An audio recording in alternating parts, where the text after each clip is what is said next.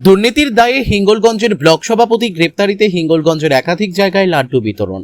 উত্তর 24 পরগনার বসিরহাটের হিঙ্গলগঞ্জের তৃণমূল কংগ্রেসের ব্লক সভাপতি শাহিদুল্লাহ গাজী তিনি বিগত 15 বছরে তৃণমূলের শাসনকালে একাধিক দুর্নীতির দায়ে ও 2021 সালে ভোট পরবর্তী হিংসায় জড়িয়ে থাকার অভিযোগ রয়েছে তার বিরুদ্ধে।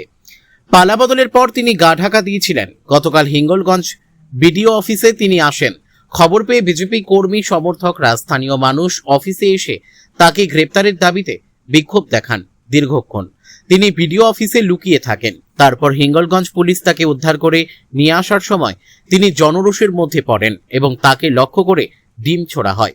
তিনি হসপিটালে ভর্তি থাকেন। সেখান থেকে আজ হিঙ্গলগঞ্জ থানার পুলিশ তাকে গ্রেপ্তার করে বসিরহাট মহকুমা আদালতে পাঠিয়েছে। তার গ্রেপ্তারের খুশিতে হিঙ্গলগঞ্জের একাধিক জায়গায় সাধারণ মানুষের মধ্যে লাড্ডু বিতরণ করা হয়। হিঙ্গলগঞ্জ থেকে প্রতিনিধি প্রদীপ সরকারের রিপোর্ট, বিগ নিউজ বাংলা। এই হিঙ্গলগঞ্জ টিএমসির ব্লক সভাপতি শহীদুল্লাহ গ্রেপ্তার হয়েছে। উনি আমাদের এই হিঙ্গলগঞ্জকে দ্বিতীয় সন্দেশখালী বানানোর চেষ্টা করছিল। মহিলাদের কোনো সম্মান ছিল না।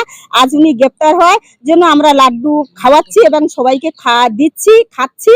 খুব খুশি আমরা মহিলারা, আজ আমাদের সম্মান ফিরে পেয়েছি। আপনার নাম? আমার নাম সুপর্ণা মাইতি। টিএমসির ব্লক সভাপতি শহীদুল্লাহ গাজী ধরা পড়েছে, সেই আনন্দে আমরা লাড্ডু বিতরণ করছি এবং সবাই খুব আনন্দ করছি।